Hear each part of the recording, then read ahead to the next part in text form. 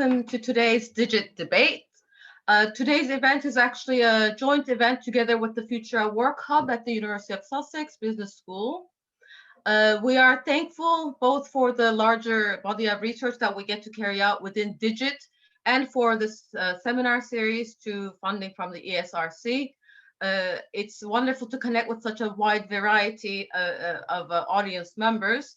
And I'm especially delighted today to be hosting Dr. Janine Berg of the International Labor Office.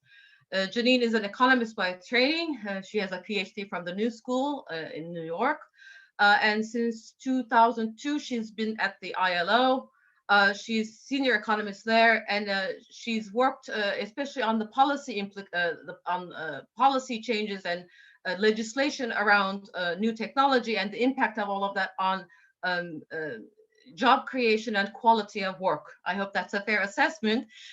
Today, she will be speaking to us on protecting workers in the digital age. There was an article also attached to the event page, if you will have noticed. Like her previous work, she's also continued to contribute to the literature that's accessible to all of us on this. Janine will speak for about half an hour, and then we'll open the floor for open the virtual floor for debate. Thank you, Janine, for making the time to come and speak to us on this very pressing matter with all your expertise and insight. Well, thank you, Adul and colleagues, for the invitation to be with you. It's really great. I wish it could be in person, but virtual is nice as well. So really, it's a pleasure. So I'm just going to pull up my presentation and I'll get started. As Adul mentioned, this is largely based on a paper that was published in the Comparative Labor Law and Policy Journal last year, but also it takes it a little bit further. And basically it's, well, I mean, the title of my presentation is Protecting Workers in the Digital Age. And it's really a reflection on work that I've been doing over the past 5 years or so at the ILO.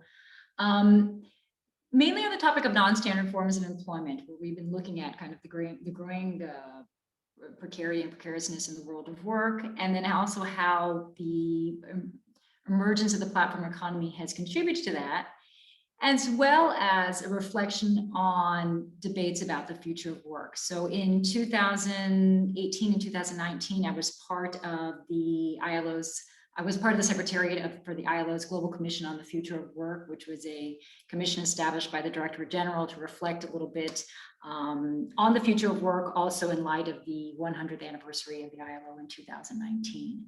So all of this kind of literature about, great changes in the world of work kind of made me reflect a little bit about what the changes are. And I felt during a lot of that debate that there was far too much attention being placed on this kind of fear about robots going to steal our jobs and a jobless future.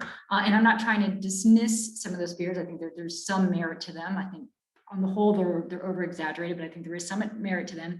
But to me, I've really felt that what we're seeing in the world of work is really a growing precariousness in the world of work and changes to job quality as a result of technological developments or as a result of even new practices and shielding those practices behind technological developments. And so I wrote this article basically to reflect a little bit about what these trends were and what were some of the implications, but also to reflect a little bit about some broader thinking about how do we need to change regulation in general and our approach to regulating labor markets for this kind of future or present that we're living in. So I'm not going to say that I've solved all the solutions. There's still a lot that needs to be done in this area, but I just want to share with you some of my reflections and ideas on this topic. Okay, so basically let me just move this right here. So what I've argued really is that the tech revolution, it's not so much that it's displacing labor, it's not replacing it. And so it's basically accelerating a trend that began decades ago of the growth in precarious work. And like I said, there's been important effects on job quality that haven't received the attention that they deserve.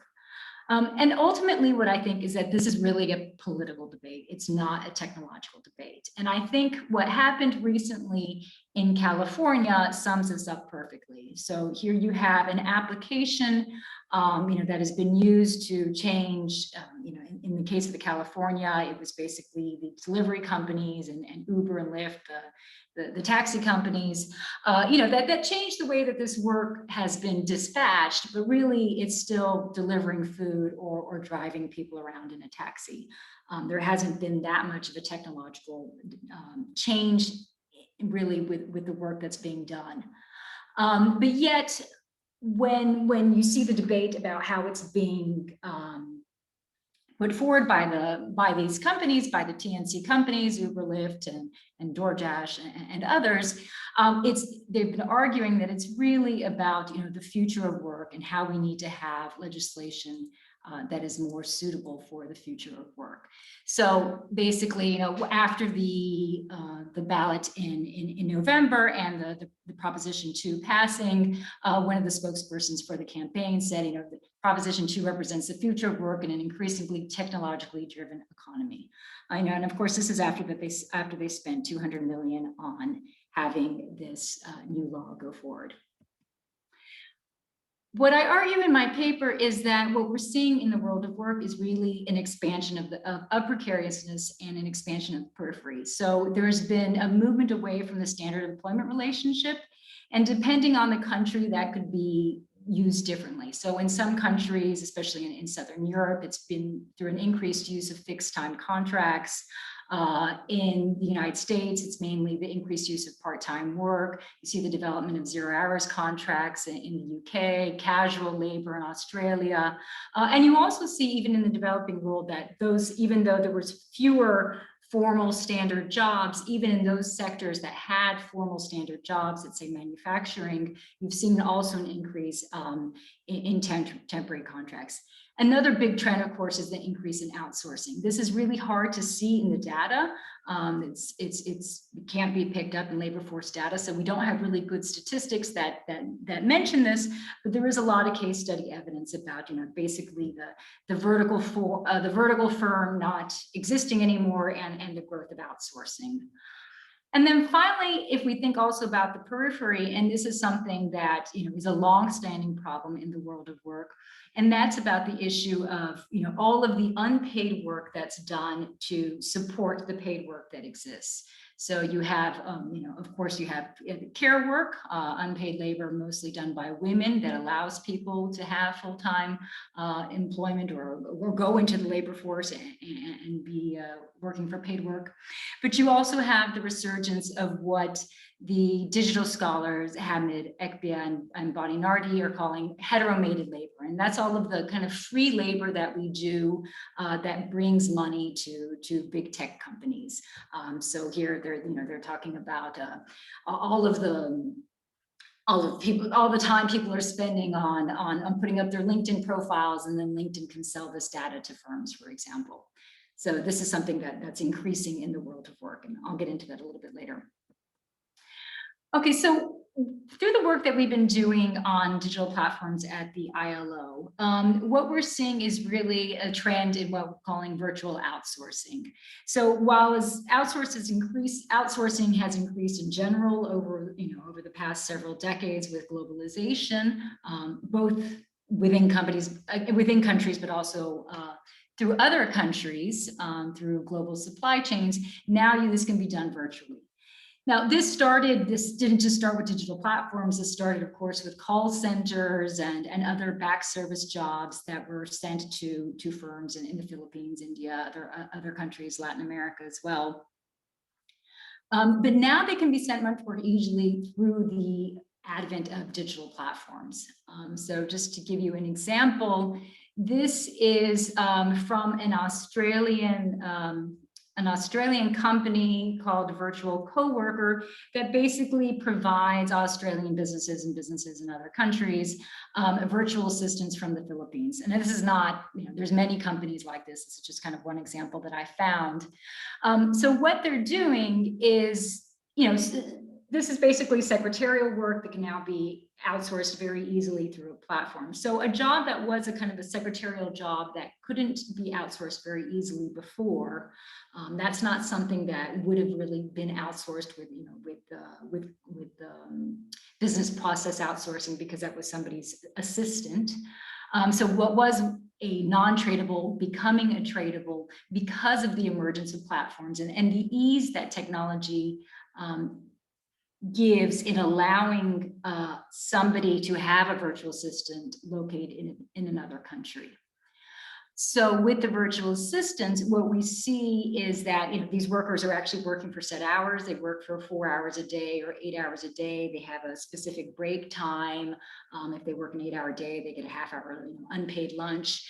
But they're also being required to download time tracking management system that will take random screenshots of them to show that they're working, or it'll record keystrokes, and they use this to record attendance and prepare payroll. So when we did our work on the digital labor platforms, what we found with these platforms was that, also this, this really just the magnitude of the geographic breadth of people working on platforms. In this case, where we studied 4 US-based platforms and 1 platform that was based in Germany, English language platforms where we found workers from 75 countries. There's also very well-known Spanish language platforms that cover Latin America. There's French platforms that have workers from French-speaking Africa. So this is something that, if you really had more, you could fill the map. As long as there's people with an internet connection, there is this ability to do the virtual outsourcing. And the big difference from business process outsourcing centers, or even global supply chains type apparel, electronics production that has moved overseas, is that when that was done before, it was work that was outsourced to a company based, let's say a company based in the Philippines, work outsourced to a company based in the Philippines, who would then hire workers in a formal employment, usually in a formal employment relationship, who then were covered by the labor laws of those countries, delivered, had a boss, delivered the work to the boss, and then of course then the work was then sent to the client firm located in the global north. But here you're taking out this firm, and the workers are actually, they're being classified by the platforms as independent contractors. And although they have the control and supervision and the set hours, in the case of these virtual assistants, that are characteristic of an employment relationship, they don't have the labor protections that would go with that, because they're being classified as independent contractors. Now, with the COVID-19 crisis, one of my concerns really is that there's going to be a growing use of these types of platforms. So we see with the COVID-19 crisis that there was the great working from home experiment. When the crisis started, my colleagues and I did an assessment of kind of the teleworkability of different occupations around the world, also based on internet access and how digitized processes were in offices. Now we're actually doing an analysis based on the labor force surveys that have come out of how many people in which occupations actually did switch to teleworking. And here, just to give you 2 examples. So this is looking at Q2 of 2019 and Q2 of 2020. In the United States, for example, it jumped for ICT professionals, which you would expect would be something that could easily switch to remote work.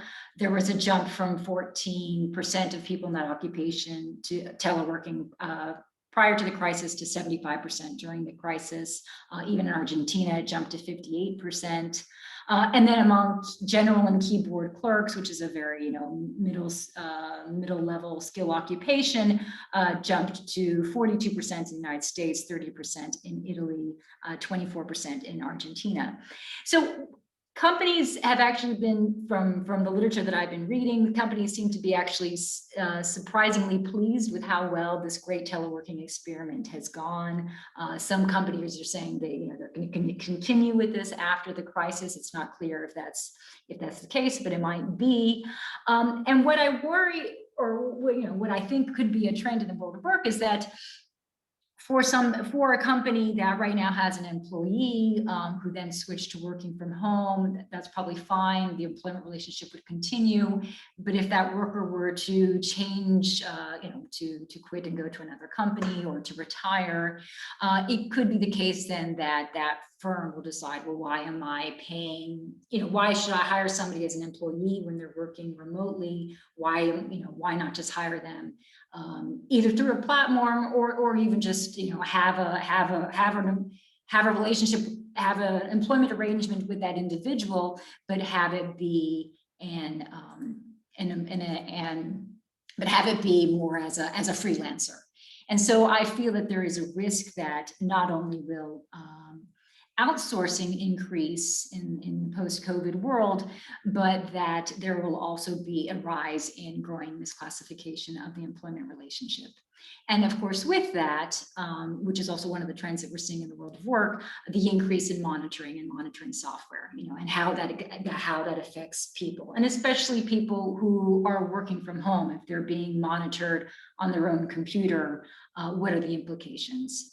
So even amongst the freelancers on the digital platforms, many of them are still subjected to having to download this software where they're being monitored. And if this is on their personal computer in their own personal space, there are some implications certainly for workers. Okay, so I mentioned about, heteromated labor. I mean, this is the idea of, the reCAPTCHAs and all of the other type of labor that we're doing for free, that is helping to, increase the valuation and the profits of tech companies, but that it's not, that we're not being remunerated for, and that this, is a possible also growing trend in the world of work. So many of the services that we do nowadays require us to use this heteromated labor, whether it be booking travel arrangements or the banking, online banking. I mean, there's multiple examples that we all face in our daily lives. And what are the implications really for the world of work from that? So as I mentioned, one of the areas that I think really needs more attention is how tech affects job quality. And I think it's useful to use kind of multidimensional frameworks of job quality, and that's, well, I discuss this a little bit in the paper. This is from work that's been done by Eurofound, and it's their 7 dimensions of job quality. And I think what's really interesting about this framework, and this is basically largely inspired by the work by Karasek and Segrist on demand control, effort, reward, and balance models. It's basically that one can have, for example, a lot of pressure at work. But if you have supportive colleagues, or if you have supportive management, then that offsets that pressure. And that means that maybe, something that could be negative for job quality is mitigated and it's no longer negative. So when we think about how tech affects, our daily work, it's important to think of it within kind of this multiple dimension. So on the one hand, if technology is being used for somebody, for example, who's in construction, and it's an exoskeleton that allows them to carry heavier things without hurting themselves, that's something that's really positive. But if it's putting more demands on them, and if they don't then have the support that they would need to face these demands, this can be a negative thing, and they don't have that positive environment. So this is kind of the way that I think is useful to think about how tech affects our daily lives, and our daily work. And with that, is the whole issue in platform work and also beyond platform work of algorithmic management.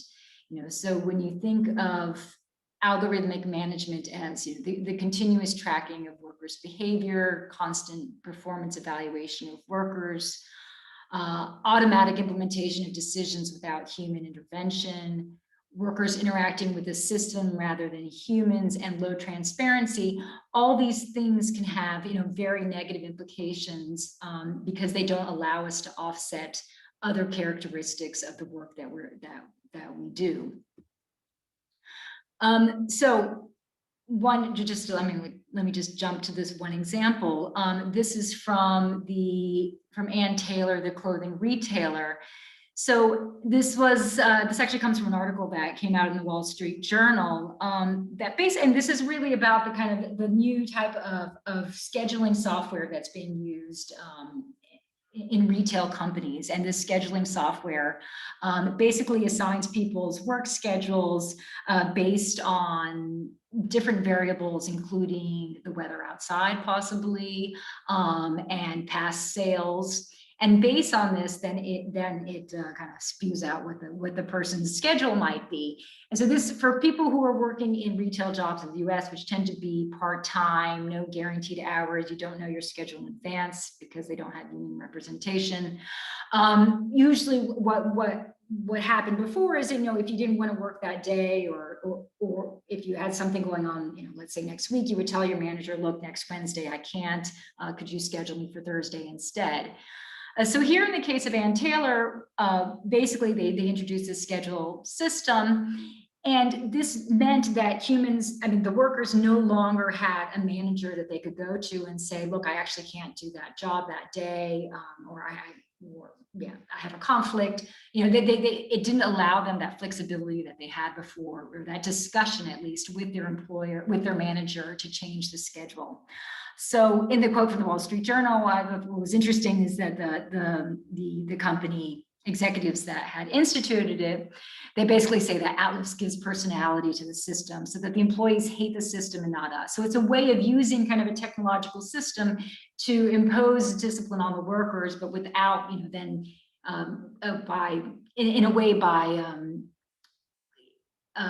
not allowing that voice for the workers, even if it's an individual voice between the worker and the manager, but by basically shutting down the voice of that worker on their schedule.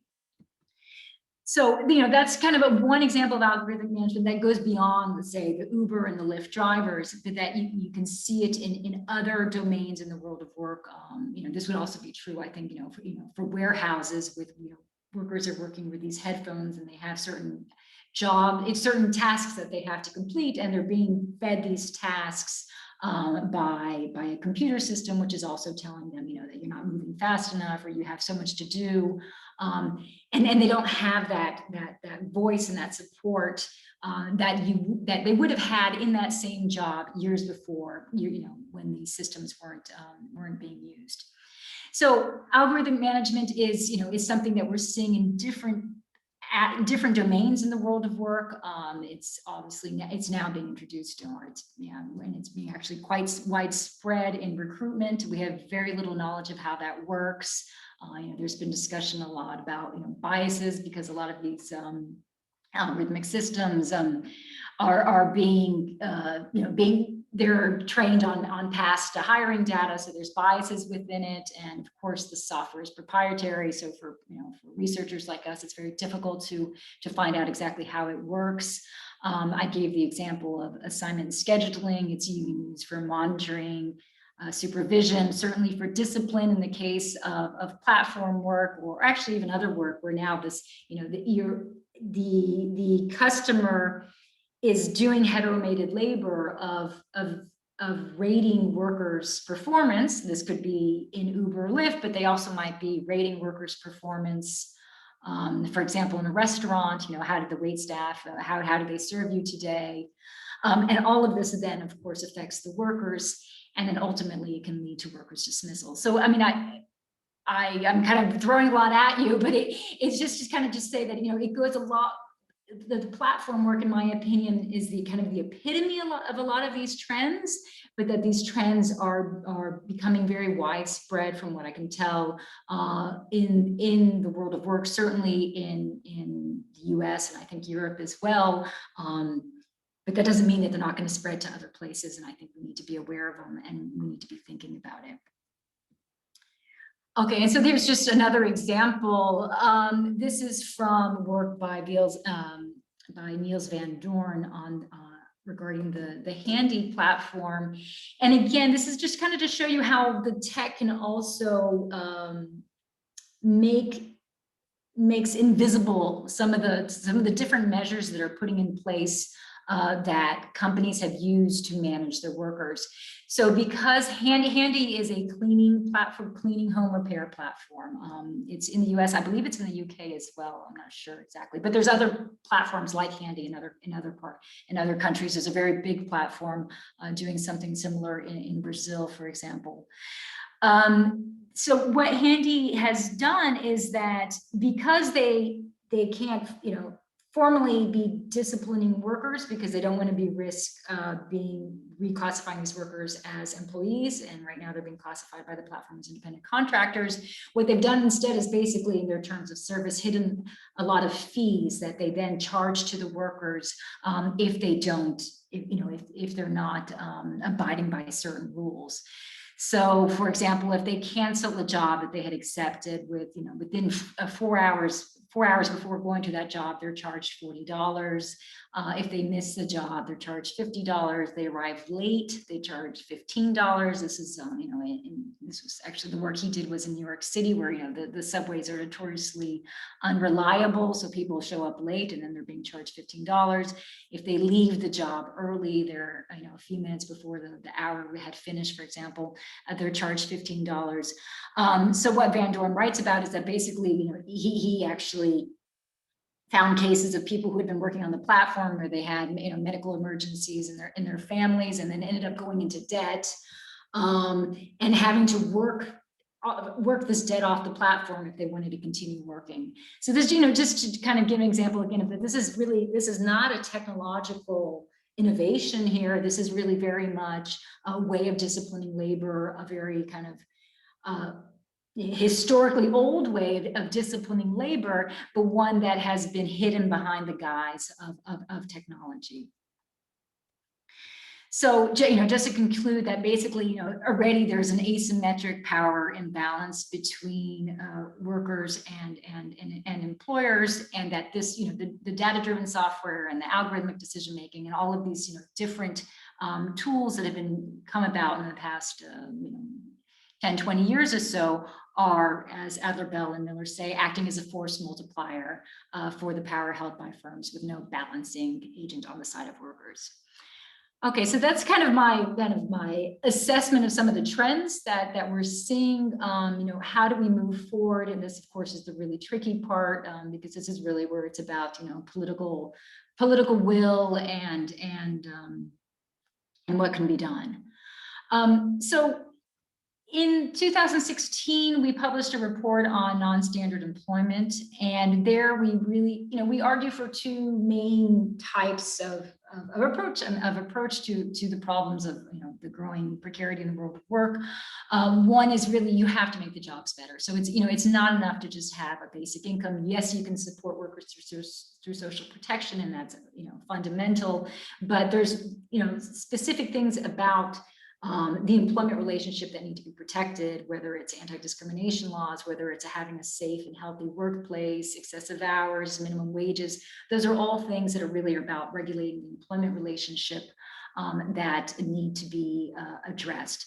And so in these cases, you either need to have some sort of legislative responses, or you need collective responses. Collective responses are more flexible and can be more fine-tuned for the needs of the sector occupations, so are usually better, but with declining unionization, they've become harder. But the two are very important. And of course, there's other complementary areas such as social protection and employment and social policies. So that's kind of the big, overall how are the approaches. And if there is if within a country that is what they want to do, that can be done. Which is why I find that Uber and delivery companies, their success kind of so surprising, because it is actually easy in that context, or it should be relatively easy in that context to decide, well, you're working in my jurisdiction, and so the people should have certain rights. But when we think about what I started off my presentation talking about, this kind of virtual outsourcing, or what Mark Graham refers to as a planetary labor market, it becomes much more difficult. And so here it's really kind of, this is actually a picture of the ILO building in Geneva. And so, the ILO, the way it's been set up is basically to pass international labor standards, which are then ratified by countries, and the countries ratify those labor standards, and they change their laws to reflect what's in the labor labor standards. But when you have, the worker in one country and the business in another country, it makes it much more difficult. So from a legal perspective, you get into these conflict of law issues.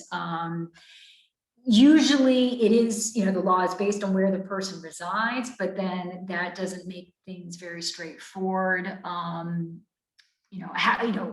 Who they put their grievance against when the company is located somewhere else. It makes it very tricky. And we actually have a working paper by Miriam Cherry on this topic. I'm not a labor lawyer, so I won't get into the details of this, but it has made me kind of reflect a little bit about, as the ILO, how can one move forward really to regulate this type of kind of really international labor that can be done instantaneously. And there's also other policy areas that need attention. So basically, we need to be, what I argue is extending rights to all workers. And so maybe moving beyond just kind of, not so much moving beyond the binary of employee or self-employed, but, how can we extend rights to all workers? How can we make sure that all workers, regardless of the way they're being classified legally, have the rights that are needed? How can we also, complementing that, ensure that workers' basic needs are met, or all citizens' basic needs are met, and then also kind of the long-standing issue of how can we reduce working hours? When we think of what the most employment has been centered around this idea of the full-time breadwinner. Traditionally the industrial man with the woman at home who did the housework and the man who went to work. And this is certainly an antiquated model. So now there's this expectation that everybody works, but that means that there isn't really enough time then for the care responsibilities or civic and political interests that citizens have and that they should exercise. So, how can we think about having a world of work where everybody's working fewer hours so that they can all be equally sharing care responsibilities and be engaged in civic life and democratic life? That would require really reducing working hours for all workers. And how could that be done? So these are some of kind of the areas that I think still need a lot of attention. I don't have that much time. I'm kind of running over, I'm realizing. so I'm kind of going a little bit fast. I'm sorry about that. But I just want to touch on a few things. So one issue is that I think, technology, we should be thinking a little bit more as part of the solution. A lot of these technological systems that are monitoring our work to exercise control can also be used to ensure that working conditions are respected. I mean, that would be the ideal scenario. So, to what extent could labor inspectors, labor administration authorities have access to this information? Or if workers have access to their own data, could they then turn over this data to some sort of third party, whether it be a trade union or the labor inspectorate, to ensure that their working conditions are being complied with and the laws are being complied with? So this is something that I think more needs to be done on. The one example from the platform world, which I think is really interesting, is the New York City Taxi and Limousine Authority, which made the 4 transport network companies turn in 4 weeks of their data to the Taxi and Limousine Commission. With that information, they hired researchers that then were able to calculate what a minimum hourly earning should be for those drivers. And so they set actually a minimum wage for these workers of $17 an hour. So this is just kind of an example of how once the authorities actually had the data, how they could then use that data to set adequate wages. So this is something that I think that governments really should be putting a lot more attention to, because it would certainly help to level the playing field and also ensure safety in the world of work and so forth. So that's one issue. But I also think that one needs to kind of think a little bit also too, I think societies kind of need to sit back and reflect a little bit about, what is it that what are the rights that they want to have for all workers. And so this is why I mean, although the debates in the courts on the rulings of Uber, for example, have been really known. They've been fascinating, and the recent debate in the UK was fascinating. But rather than waiting for courts to decide and taking years to decide, we should think, if a delivery rider is actually doing very dangerous work, what do we want in place to make sure that that worker is protected, rather than just treating the law as some sort of concept that can't be, that is immutable when it's not. It's us as a society to decide. And this is a quote from Guy Davidoff, a legal scholar. So in 2019, after the Global Commission on the Future of Work released its report in the beginning of that year at the ILO's International Labor Conference in June of that year, the tripartite constituents of the ILO passed the Centenary Declaration on the Future of Work. So this Centenary Declaration, one of the things that, probably one of the more interesting outcomes of it was that it took some of the recommendations from the Global Commission report, and one of those was about really extending protections to all workers, regardless of their contractual arrangement.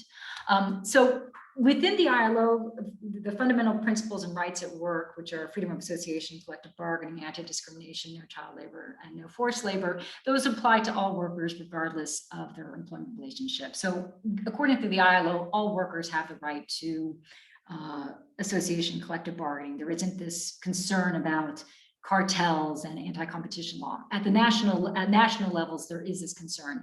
But if we could then, at least if countries could more follow the ILO in this respect, this would be actually really important for allowing workers to then exercise their rights more strongly, and especially, on the one hand for platform workers, but this could also be true for all of these workers who are facing increased monitoring of the workplace and some of these challenges that I've tried to talk about.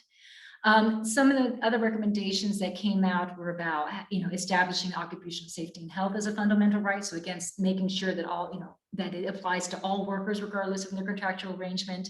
Having an adequate living wage, it discusses having time sovereignty. But then there's a need also for ensuring kind of wage protection and dispute resolution systems. So one of the recommendations for the platforms, for the kind of the virtual outsourcing, was to establish some sort of international governance system that could resolve disputes. And this would be something that, it wouldn't get into the details of wages or working hours, but at least it would allow workers, if there were a grievance, if they weren't paid, and they tried to write to a platform and there's no human there, it would actually give them some sort of neutral body that they could turn to in these cases. And so there is some sort of need to start, at least at the international level, with all the challenges, to think of maybe starting with some sort of international governments to address some of these issues. And then, of course, more work and thought needs to be done into the area of workers' data privacy, given the kind of growing, the growth of technological systems in so many occupations and sectors in the world of work. Okay, so that's the end of my presentation. I realize I think I packed in too much. I'm sorry about that. And I look forward to your questions. Thanks.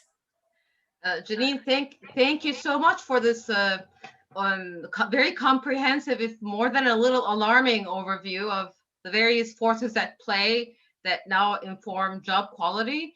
The ILO, of course, always brings us the global perspective. So that's sometimes a rude awakening, but obviously an integral part of anything we need to debate about how the digital sphere is transforming work. At this point, if possible, I think it helps to a more sort of a lifelike experience if more of us, if possible, have some cameras on. And anyone who would like to ask a question, if you would raise your hand or write in the chat, and Simon has already done that. So I'll start with Simon, please, if you would ask your question. Unmute yourself, of course. Joyce. Hi, Yes, Janine. Hi, Janine. Thanks for another great presentation.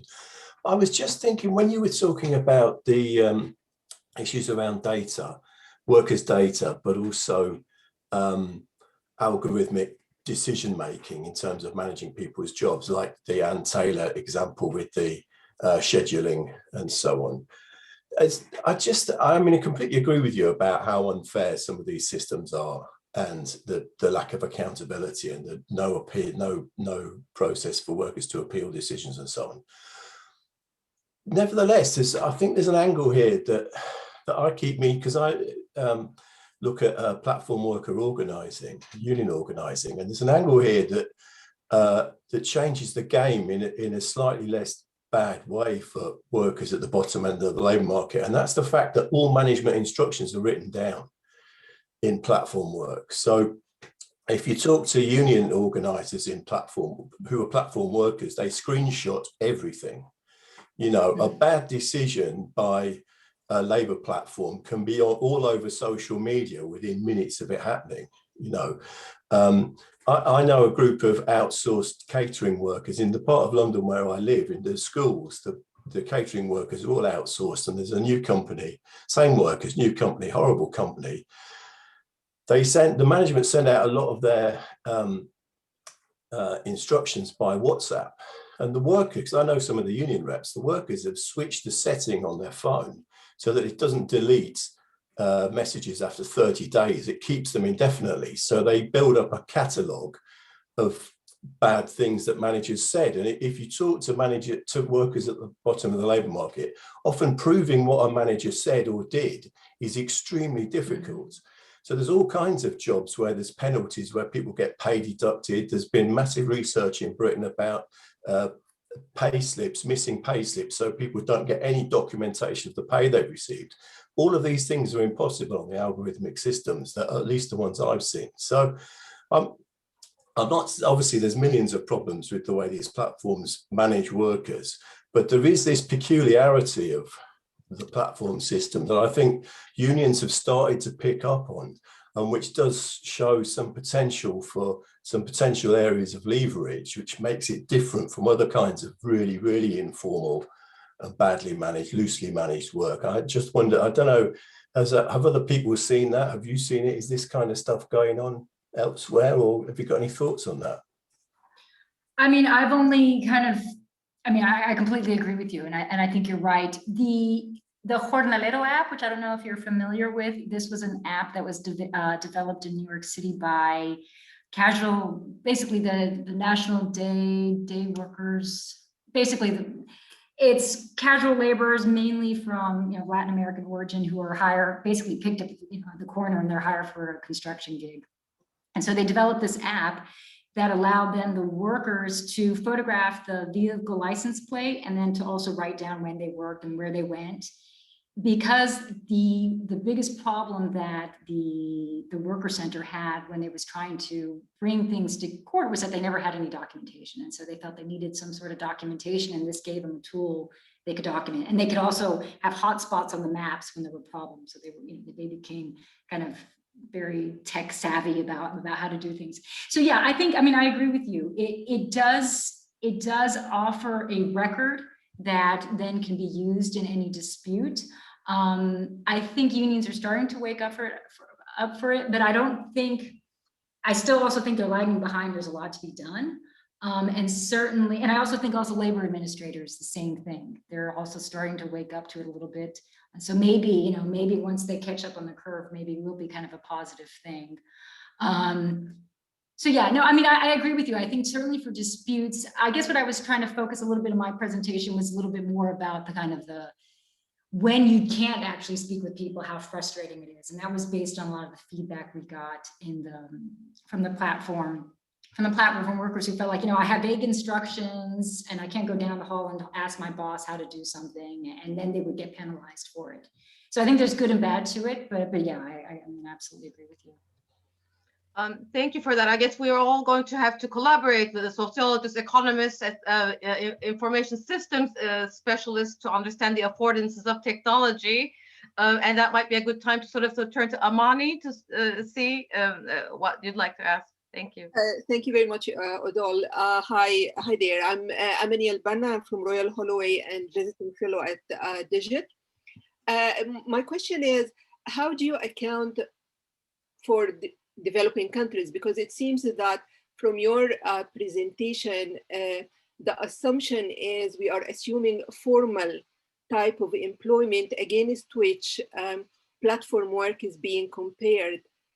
Now in developing countries, actually the high percentage of the employment there is in the informal economy. So the informal economy already does exist, and it is manifested quite strongly in developing countries.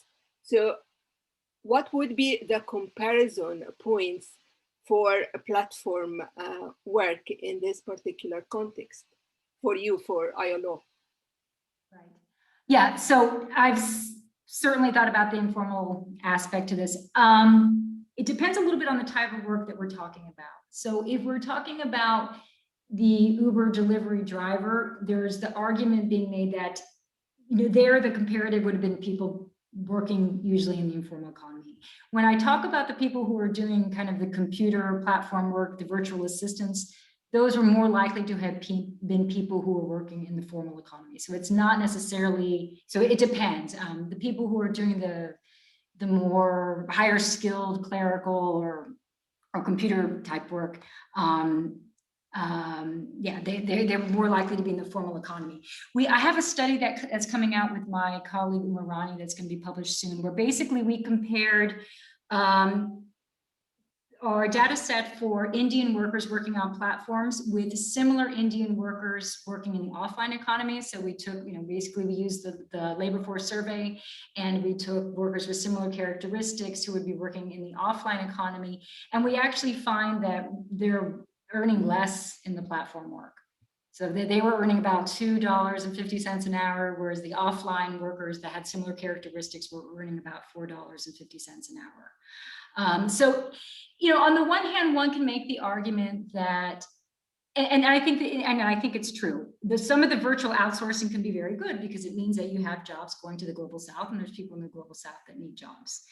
My problem isn't so much that. My problem is more that they're being shifted to the global south, and the workers aren't then, and they're being in an informal relationship, whereas normally those same workers would more likely have been in a formal relationship, such as the virtual assistants, for example. So I don't think it really solves the problems of informality, and it might aggravate them. And there's still so much more to be done for formalizing those economies. And my other concern is that we see that some countries in Africa and Asia, they've actually, their ministries of labor have set up training courses so that people can work on the platforms, rather than thinking about how can we develop industries within our own countries that solve the needs of our own countries and create jobs. So I think it'd be better to have rather than waiting for these jobs to come from the global north and thinking that's going to resolve the problems, it would be better to have a focus on national development strategies. Thanks, Janine. So Rajnandini had a question about very specific ways in which technology actually organizes work. So if we could hear that, and then after that, Jackie has a question that goes back to the comparative angle about whether different places are handling this differently, and if there are any places where we should watch more closely. But I'll let them both ask their questions themselves. So Rajnandini, if you would please do that first. It's a wonderful presentation. I just have two quick questions. Do you think disciplining of productivity has also taken place? You have talked about discipline of work. So do you think the disciplining of productivity has also taken place? And the second question pertains to your analysis of the long work hours. So do you think splitting the work hours would improve the let's say the work lag?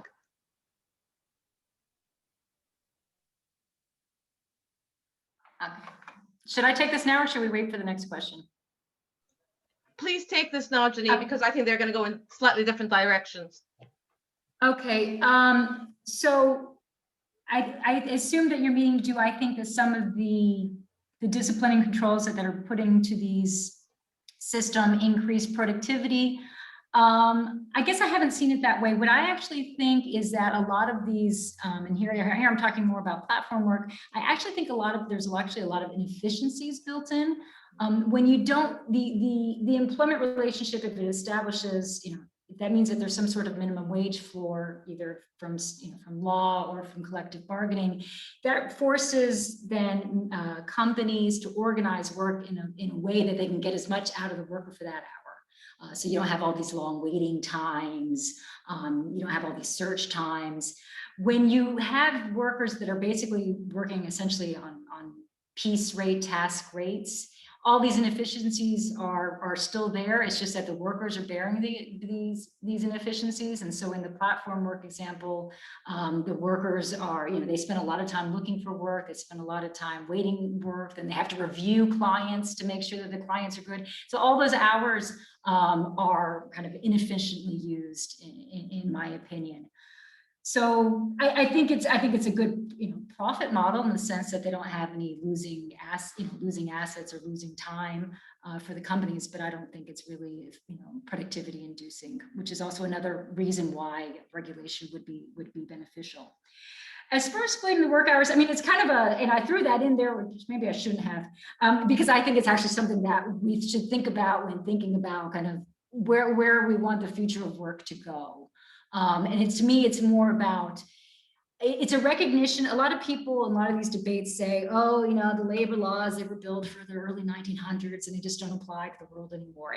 And I disagree on the whole with that statement, but I do think, I do recognize that they were very much built with this kind of male breadwinner model. And we do need to move away from that. And the only way that I think that we can really move away from that and have thriving societies is if we recognize that, really, this idea that people be working 40 or more hours a week is antiquated, and we need to start reducing. If you think of how much people make now versus what they made 100 years ago when these working hours, when the first laws of working hours came out, there's no reason why we shouldn't be able to reduce working hours. But it just means, though, that there has to be some more redistribution of the profits to the workers so that you can actually keep the wages up. Thank you, Janine. So Jackie has 3 questions from what I can see. While she asks those, if there are any final questions, can everyone please put them in the chat so that we can see if we can sneak those in before we wrap up? Thank you, Jackie. Well, first of all, thanks, Janine, for a great presentation. I suppose my questions, if we follow it on from the last point you made about working time, we've seen a universal reduction in working time in the long perspective, despite the fact that countries have very, very different systems of industrial relations. So the question I had was, given these very different systems of industrial relations, is there ways we can categorize how some of these improvements have been made by type of country? Back to the good old, varieties of capitalism. Is it still relevant today in the digital age or not? Given that Germany's had some quite challenging things. I suppose second question is like the role of new actors within these systems. So we've seen in the UK, the independent workers of Great Britain have presented quite a challenge to established unions like GMB and even the TUC, and whether they belong to that. So it's just interesting to see that you see an emergence of these new actors coming up and pursuing quite different pathways to resolving some of the challenges they have, whether it's through the system, the judicial system, rather than collective bargaining. So is there anything you have to add on how do we take account of these new types of actors? And I suppose the third question, sorry to put so many in right at the end, it comes back to that question at the beginning and to link on with the working time. Is there anything we could learn from the past about how the conditions of precarious workers were improved before the emergence of the digital economy? So where were these conditions improved and why? And what could we learn from those examples that might be relevant to apply to contemporary strategies today? Sorry, there are rather a lot of questions, but stimulated by your great talk. Thank you very much. Okay, yeah, so thank you. So for the reducing working time, yes, you're right. If you take the kind of longue durée perspective and you do average hours around the world, there is definitely a trend going down, and that's indisputable. But I attribute a lot of that to the increased participation of women in the labor market, many of whom are working shorter hours. And so you have kind of lots of people working shorter hours and many people working kind of longish hours. And so then the average is less. The kind of more variability. And the problem with that is that, from a gender perspective, it keeps women, it holds women back in the labor market, and it reinforces also the traditional gender roles, because they're not engaging in full-time work because they have these responsibilities. And we even see this within our platform workers that we surveyed. A lot of them turn to platform work so they could still work from home, and so they could combine it with domestic responsibilities. So that's why I think there needs to be really kind of bolder policies. There needs to be bolder policies. And in our 2016 report, we highlight the case of the Netherlands, which I'm sure many of you know, where, so the part, if you work part-time, you have the same rights and same benefits, the benefits on a pro rata basis, but you have the same rights and same benefits, even if it's 5 hours a week or 50 hours a week. And then most importantly is that you have the right to switch from part-time to full-time, from full-time to part-time. And the business, if they say no, they have to have a justification for why they say no. So I think if we can do something like that, that's much more beneficial, because then it really gives people more options in the labor market. But in general, if you can reduce through all working hours, I think that would be best for gender equality. And then when and I guess I argue this because when you think of just how much more companies make, there's no really reason for how much more richness there is in the world. There's no reason for it. There's certainly been, I think, trade unions and have played an important role, and certainly Germany is an example of this, and also the Netherlands. The countries that have these good systems in place are countries that have strong industrial relations, whereas I think the other ones are mainly more people on kind of short hour, marginal, kind of more precarious contracts. Okay, the role of new actors. I think it's been really exciting to witness how these new players have come about. And I think that is really, it needs to happen, because especially a lot of them that are coming really either from the workers themselves working in these areas, they're certainly needed, because I think some of the traditional unions have been a little bit out of touch with some of the trends going on at the grassroots level, such as the example that I gave of the Jornalero app. This is really responding to a specific need of a specific community, and it's been, from what I can tell, pretty successful, or even also the IWGB, which has been quite successful. The problem is maybe getting recognition for some of these. One thing is them taking their, like you said, I agree with you. They've taken different routes. So in Jornalero, they're taking more of a route through the courts, through having documentation and text to go to the courts, and IWGB also going through the courts. But at one point, I think they need to start using the tools of collective bargaining and organizing. I think, and of collective bargaining, I think that's really fundamental. Learning from the past for what we. Most of the kind of good examples that we always give on non-standard really come out of sectoral bargaining agreements, or even company-wide agreements, where there's either some sort of limits put into the use of outsourcing, or limits put to the use of temporary contracts, so that if you have only a certain percentage of workers in the factory, in the office, who can be on these temporary contracts, and after so many years or so many renewals, they automatically have to be put on permanent contracts. Those sorts of negotiated agreements have been most effective for improving working standards of precarious workers. And they've also been effective because they can cover workers in the entire sector, so it doesn't just leave some workers out. So by covering all of the workers in a sector, it kind of reduces some of the precarity. So there's some good examples from Switzerland and some other European countries. I think, for a lot of these issues, I think bargaining is really going to be fundamental. I think for controlling tech in the workplace and the kind of the effects on job quality, I think that's going to be much harder You can have legislation on workers' data rights, but I think the use of that information really needs to come down to kind of the bargaining table, and unions have been when there have been these cases, unions have been effective on putting making sure that the technology that's being integrated into the workplace is being integrated in a way that's not negative for the workers or less negative for the workers. So I mean, I really think with so many of these issues, what we really need is really to strengthen bargaining and negotiation around these issues. Brilliant. Thank you so much, Janine. So much food for thought for so many themes that we're engaging with within Digit. Lots of debate to continue on many of the issues that you've raised. Thank you, everyone, for joining us today. As you know, the Digit debates continue. So Gemma's already put, I think, in the chat box.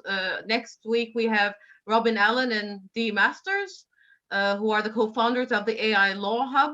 And they are going to discuss you can see the title of their talk there. So hope to see many of you there. Big thanks to Janine. Big thanks to everyone. Enjoy the rest of your days. And I hope there's a little bit of sun where you are. The light at the end of the tunnel, it's there, isn't it? We're seeing it. So let's walk towards it. Stay safe, everybody, and take good care. Thank you. Thank you very much. Bye.